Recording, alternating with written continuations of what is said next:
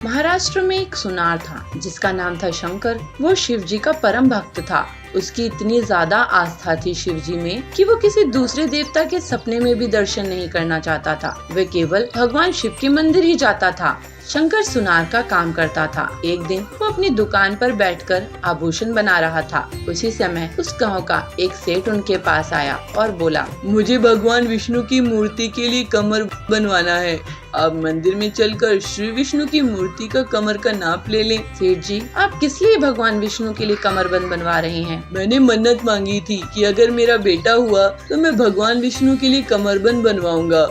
उनकी कृपा से मेरे यहाँ बेटा हुआ है, इसलिए मैं आपके पास आया हूँ। सेठ जी, लेकिन मैं तो केवल भगवान शिव के ही मंदिर जाता हूँ। मैं विष्णु के मंदिर में उनकी मूर्ति का नाप लेने के लिए नहीं जा सकता। आप किसी अन्य सुनार से कमरबंद बनवा लीजिए। आपके जैसे अच्छे आभूषण बनाने वाला और कोई सुनार नहीं है, इसलिए मैं किसी अन्य सुनार से कमरबंद नहीं बनवाऊंगा। मैं आपको विष्णु जी की मूर्ति के कमर का नाप ला कर दे दूंगा। आप उसी नाप का कमरबंद बना देना। ठीक है सेठ जी। सेठ ने विष्णु जी की मूर्ति की कमर का नाप लाकर शंकर को दे दिया। शंकर ने सेठ जी के द्वारा लाए गए नाप के अनुसार कमरबंद बना दिया। सेठ जी कमरबंद लेकर विष्णु जी के मंदिर में गए। सेठ जी ने जब विष्णु जी को कमरबंद पहनाया तो वो बड़ा निकला, तो वो इसलिए वो शंकर के पास आए और उसे फिर बनाने को बोला। शंकर ने फिर से बनाया, पर अब वो छोटा निकल गया। इस प्रकार सेठ जी कई बार नाप लेकर आए। शंकर ने बार बार उनके लाए नाप के अनुसार ही कमरबंद बनाया, परंतु पहनाते हुए छोटा हो जाता तो कभी बड़ा। फिर बाद में एक दिन सेठ ने कहा, अरे शंकर भाई, आप ही मेरे साथ चलो,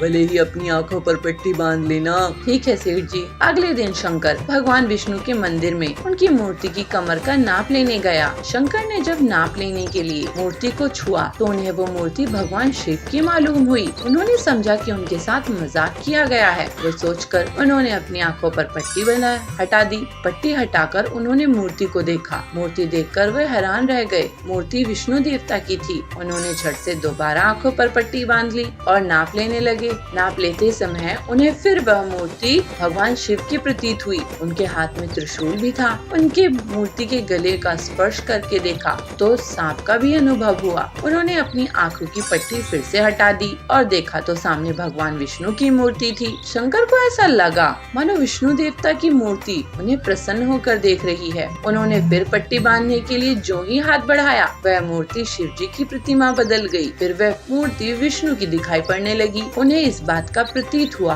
कि ये दोनों देवता एक ही हैं। उन्होंने मन ही मन सोचा, मैं कितना गलत था। शिव और विष्णु दोनों देवता एक ही तो हैं। मैं व्यर्थ में ही भेद मानता रहा। देवादिदेव, हे सकल विश्व के जीवन दाता, मैं आपकी शरण में आया हूँ। आज आपने मेरे अज्ञान, मेरे अंधकार को दूर कर दिया है। अब मैं आपकी भी पूजा अर्चना किया करूँगा। आज मुझे पता चल गया है कि विष्णु और शिव जी या कोई अन्य देवता में कोई भेद नहीं है। सभी एक हैं, आप ही एक हैं। आचार्य जयसूर्या अपने पर्यटन के दौरान गांव-गांव जाके वहां की लोगों को अपनी प्रवचन से अच्छी बातें सिखाते थे। आचार्य के मधुर वाणी और सत्य विचार से वहां के लोग बहुत प्रभावित होते थे। आचार्य के विचारों को अपने जीवन में लागू करके बहुत सारे लोग सद्गुणी बन गए थे। एक दिन पंढरपुर में आचार्य का प्रवचन चालू था। सज्जनों, अगर हम किसी का बुरा चाहते हैं तो हमारा भी बुरा होगा। अगर हमारे विचार अच्छे रहेंगे तो हमारे साथ भी अच्छा ही होगा। कितना सीधा साधा है यह विचार। आचार्य की प्रवचन चालू था तो तभी वहाँ पे एक आदमी आके पहुँच जाता है और आचार्य की पैर पे साष्टांग नमस्कार करते हुए यह कहता है, आचार्य जी, मुझे बचा लीजिए, मैं तो आपकी शरण में आ गया हूँ। अरे मैं कौन होता हूँ तुम्हें बचाने वाला? हम सब की रक्षा तो परमेश्वर करता है। आचार्य जी, आप ऐसा मत कहिए। हमने देखा है आपकी वाणी से बहुत सारे लोग अपनी जिंदगी संवार चुके हैं। सब आपकी नाम की जपमाला जपते हैं। अच्छा बंधु, आपका समस्या क्या है बताओ। मैं एक डकैत हूँ। तभी सभा में बैठे सारे लोग एक दूसरे के कानों में खुसर पुसर करने शुरू कर देते हैं। अरे, मैंने तो सोचा ही नहीं था कि ये डाकू है। अरे, मैं सोच रहा था मेरी अंगूठी कहाँ गई, इसी ने चुराया होगा। अरे, ये डकायत अगर हमारे गांव में आ गया तो किसी की खैर नहीं। लोगों की खुसर पुसर सुनते ही वह डकायत बोलता है, अरे मैंने जिंदगी बहुत देख ली है आचार्य जी, मुझे कुछ अच्छा नहीं लग रहा है। मैंने लोगों को लूट कर जमाया हुआ धन मुझे रात को नींद नहीं करने दे रहा है। अरे तुम्हारे कर्मों का तुम्हें पश्चाताप है तो तुम्हारी समस्या क्या है? आचार्य जी, मैं ये सब छोड़ के सीधी साधी जिंदगी जीना चाहता हूँ, इसीलिए आपकी शरण में आया हूँ, मुझे मार्गदर्शन कीजिए। आचार्य डकायत की दुविधा समझते हैं और उसे कहते हैं, अरे वो तो बहुत ही आसान है। आज से अपना कुकर्म छोड़ दो और ये मन में ठान लो और उसी के पथ पे चल पड़ो। धन्योस्मि आचार्य जी, जो आपने कहा मैं उसी पथ पे चलूंगा। आचार्य जी अपने प्रवचन उस गांव में खत्म करके दूसरे गांव, तीसरे गांव ऐसे ही पर्यटन करते रहे। तो एक दिन वही डकायत फिर से आचार्य जी से मिलता है। आचार्य, आपने जो कहा था उस रास्ते पे चलने की मैंने बहुत कोशिश की, मगर क्या करे, मेरी हाथों को चोरी करने की आदत हो गई है, छूट ही नहीं रही है। आचार्य, कोई दूसरा उपाय बता दीजिए ताकि मैं भी अच्छा इंसान बन के जिंदगी बिता सकूं। आचार्य हंसते हुए कहते हैं, अच्छा ये बात है, तुम आदत से मजबूर हो तो ठीक है, तुम हर दिन अपने ही काम करते रहना, मगर तुम जो भी काम करोगे उसे मेरे प्रवचन में आके बताते रहना, तब तुम्हें कोई पाप नहीं लगेगा। आचार्य की बात को सुन के डकायत को अच्छा लगा तो कहता है, अरे ये तो आसान है, मैं चोरी भी करूंगा मगर पाप भी मुझे नहीं लगेगा। आज से ही मैं जो भी चोरी करूंगा आपके प्रवचन में आके सबको बता दूंगा। ऐसे कह के डकायत वहाँ से निकल जाता है और कितने ही दिन बीत गए मगर डकायत वापस नहीं आता है आचार्य के पास। तभी अचानक एक दिन आचार्य के शिष्य को उसकी याद आती है और शिष्य कहते हैं, गुरुजी, कितने दिन हो गए लेकिन वो डकायत तो आज तक आपके पास वापस आया ही नहीं, तो इसका मतलब आपका बताया हुआ बातों से उसके ऊपर कोई भी प्रभाव नहीं हुआ क्या? ऐसा नहीं है मेरा शिष्य, उस पर प्रभाव हुआ है, तभी उसी ने वापस नहीं आया। मेरा कहना है उसने चोरी करना छोड़ दिया होगा, इसीलिए उसने यहाँ नहीं आया है, वरना वो कभी का आ जाता। मगर गुरुजी, ये कैसे हो सकता है?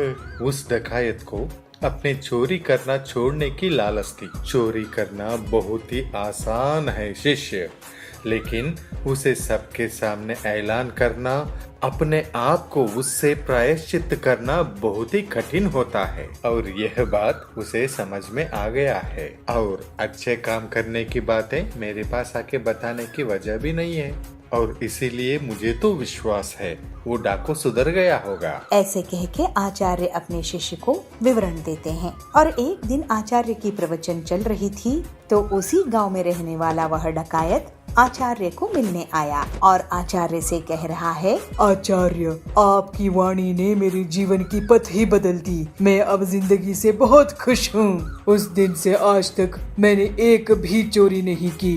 भले ही मैं कुछ दिन भूखा था, मगर आज मैं कष्ट से अपनी जिंदगी को संवार रहा हूँ। कहते हैं ना, श्रम का फल मीठा होता है, तो मुझे भी यह श्रम बहुत आनंद दे रहा है।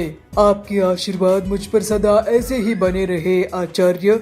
ऐसे कह के साष्टांग नमस्कार करता है। यह बातें सुनकर आचार्य की मन भी बहुत प्रसन्न हुआ और वह डकायत को कहते हैं, अब तुम्हें कोई प्रायश्चित की जरूरत नहीं है, अब तो तुम सदाचारी बन गए हो, तुम सदा सुखी रहो। ऐसे कहते हुए आचार्य अपने प्रवचन के लिए अगले गांव निकल पड़ते हैं। कुछ समय बाद उसकी शादी हो गई। उसके ससुर ने उसको तिजोरी की चाबी और बाकी सभी जिम्मेदारी सौंप दी। सिंदूर इसके बाद अपने पत्नी को बार बार कभी खाना, कभी चाय और कभी नाश्ता करवाते सताते रहता था। अब उसकी ससुर को इसके बारे में पता चला तो साधुपुर नाम के गांव में सिंदूर नाम का एक लड़का रहता था। वह देखने में बहुत सुंदर था, लेकिन उसकी एक आदत खराब थी कि वह खाना खराब करता था। वह ज्यादा खाना लेकर खाना फेंक देता था। कुछ समय बाद उसकी शादी हो गई। वह घर जमाई बन गया। उसके ससुर ने उसको तिजोरी की चाबी और बाकी सभी जिम्मेदारी सौंप दी और बोले, मैं अभी तक अच्छे से कारोबार चलाता आया हूँ। अब तुम्हें इन सब को कारोबार की जिम्मेदारी को निभाते हुए कारोबार चलाना है। सिंदूर ने अपनी ससुर की बातों को कबूल किया। सिंदूर इसके बाद अपने पत्नी को बार बार कभी खाना, कभी चाय और कभी नाश्ता करवाते सताते रहता था। अब उसकी ससुर को इसके बारे में पता चला तो वह सिंदूर को बोले, तुम्हें दिन भर में जो चाहिए ये एक बार में क्यों नहीं बोल देते? तो सिंदूर उदासी से कहता है, मैं तो एक साथ बोलता हूँ, लेकिन वो कम पड़ जाता है। सिंदूर के ससुर ने इसके बाद पकाया हुआ खाना कहाँ जाता है इसकी पता लगाने के लिए रसोई में थोड़ी नजर रखनी शुरू कर दी। कुछ दिन रसोई में देखने पर उनको पता चला कि सिंदूर की मांग के अनुसार ज्यादा खाना बनता और वह पूरा न खाने की वजह से बहुत सारा खाना फ्रिज में पड़ा रहता था। इसको देख के चिंतित ससुर सिंदूर को खाने की अहमियत के बारे में सिखाने की ठान ली। एक दिन उन्होंने सिंदूर को बुलाकर कहा, हमारे पहले वाले नौकर के बच्चे की तबीयत ठीक नहीं है, मुझे वहाँ जाना है, क्या तुम भी चलोगे? सिंदूर भी अपने ससुर के साथ जाने के लिए तैयार हो गया। अपने नौकर की बस्ती में जाकर सिंदूर के ससुर ने कहा, मैं अभी रास्ता पूछ कर आता हूँ। इसके बाद सिंदूर वहीं खड़ा रहा। सिंदूर ने एक घर के अंदर झांक कर देखा तो एक छोटा बच्चा भूख के कारण रो रहा था। उसकी माँ ने अपने अनाज के सारे डिब्बे बर्तन देखे, लेकिन वो खाली थे। यह देखकर सिंदूर को रोना आ गया। कुछ देर बाद उसके ससुर आए और उसको अपने नौकर के घर लेकर गए। नौकर के घर जाने पर उसका लड़का बीमार लेटा हुआ था। जब सिंदूर के ससुर ने बीमारी का कारण पूछा तो नौकर ने कहा, ये घर से बचा हुआ भोजन लेकर खाया था, लेकिन उसको नहीं पता था कि वह खाना खराब था। उसको खा के बेटे की तबीयत खराब हो गई है। यह कहकर वह रोने लगा। कुछ देर के बाद सिंदूर और उसके ससुर अपने घर आ गए। घर आने पर सिंदूर अपनी ससुर के सामने हाथ जोड़कर क्षमा मांगते हुए आंख में पानी भर लेता है। जब उसकी ससुर ने कारण पूछा तो सिंदूर कहता है, मैं खाने को कितना बर्बाद करता था और किसी को खाने के लिए 2 वक्त की रोटी भी नहीं है। अब के बाद मैं खाने को कभी बर्बाद नहीं करूँगा। सिंदूर को खाने की कीमत महसूस होने पर उसके ससुर खुश हो जाते हैं और सिंदूर ससुर से कहता है, हमें अन्न को कभी भी बर्बाद नहीं करना चाहिए। इसके प्रायश्चित के लिए मैं अपनी हैसियत के हिसाब से हर दिन अन्नदान का बीड़ा उठाता हूँ। कहते हुए प्रसन्नता से अपने घर के पास के मंदिर जाके अन्नदान पे जुट जाता है।